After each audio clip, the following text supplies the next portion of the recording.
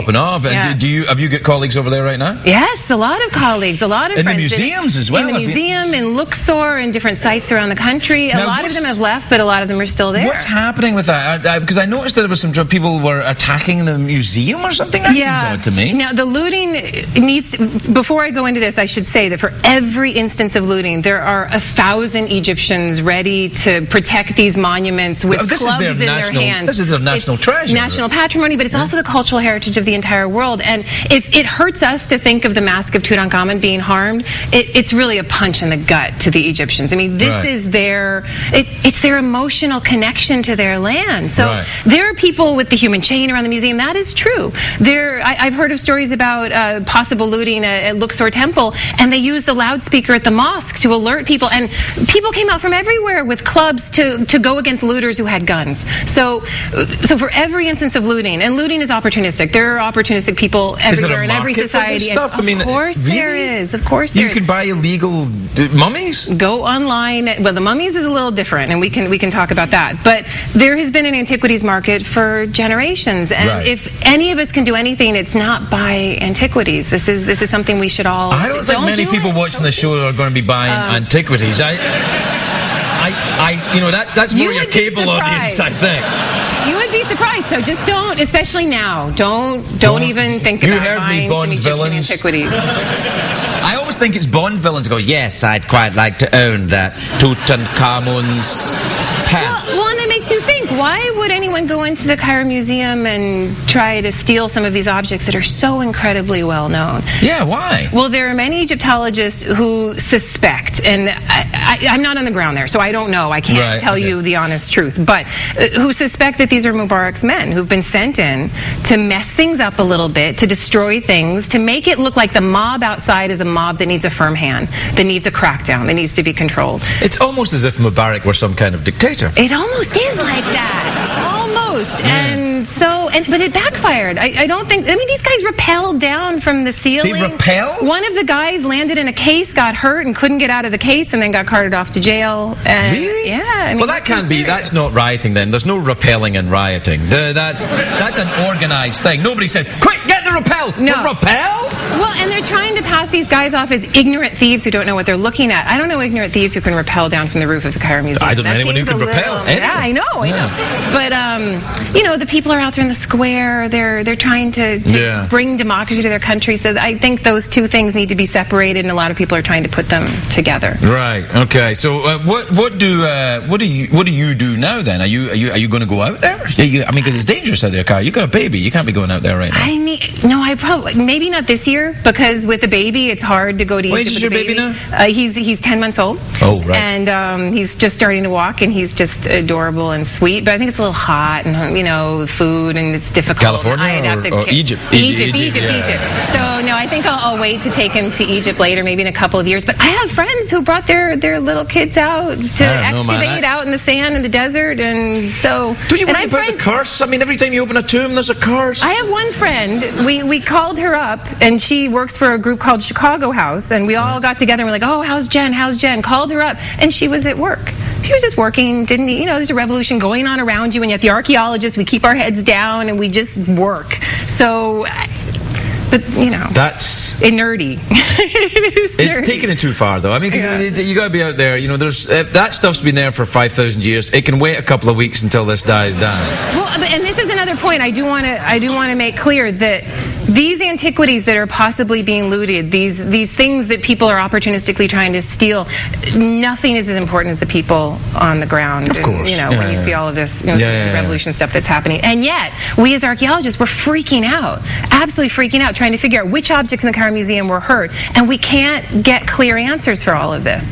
And it's either 20 objects that have been damaged, or it's 70 objects that have been damaged. Now, and we can't figure out what the actual story is. Isn't there a tradition of this, though? The science in which you work in, Egyptology, there is a tradition of looting and robbing and damaging the graves, because the graves are full of treasure. Egypt has the curse of an embarrassment of riches. And its preservation is so pristine, so perfect. Those sands just cure everything and keep it all, the heads of mummies and all of that. Right.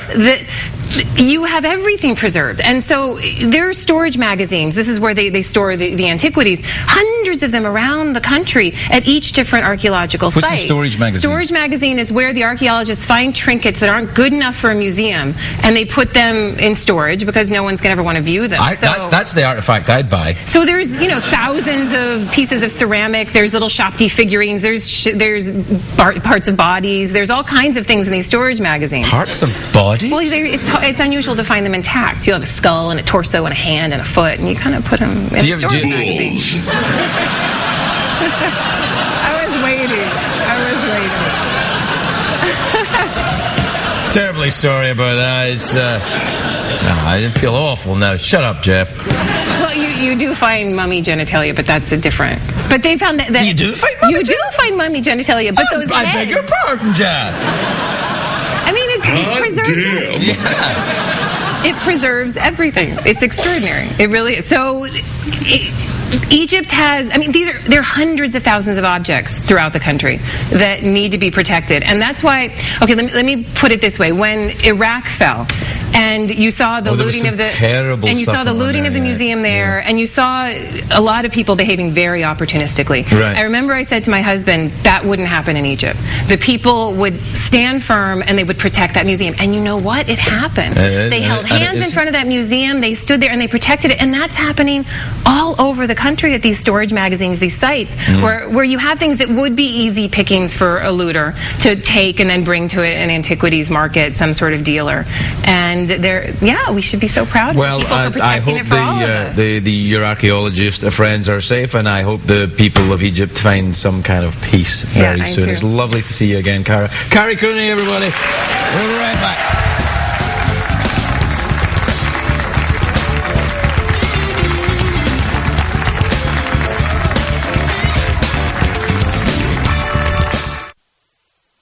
If you're watching Craig at home, you're missing half the fun. Consider this your formal invitation to laugh live in our studio audience at a taping of The Late Late Show with Craig Ferguson. Please give us a call at 323-570-0059 or visit our website at oneiota.com.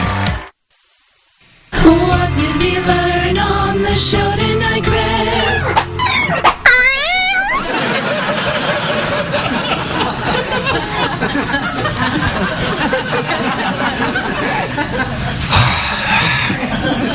So anyway, look, we found online a picture of Lex Shrapnel.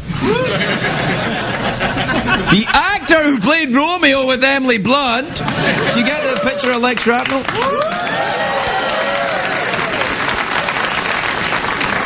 Right. Lex Shrapnel. Oh, I've ruined your BlackBerry, sorry. Anyway, he was born in 1979. That's all I know. Let's see the picture of Lex again. Yes. That's right.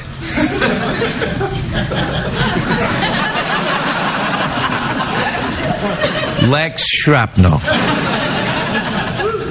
The man with the best name in show business.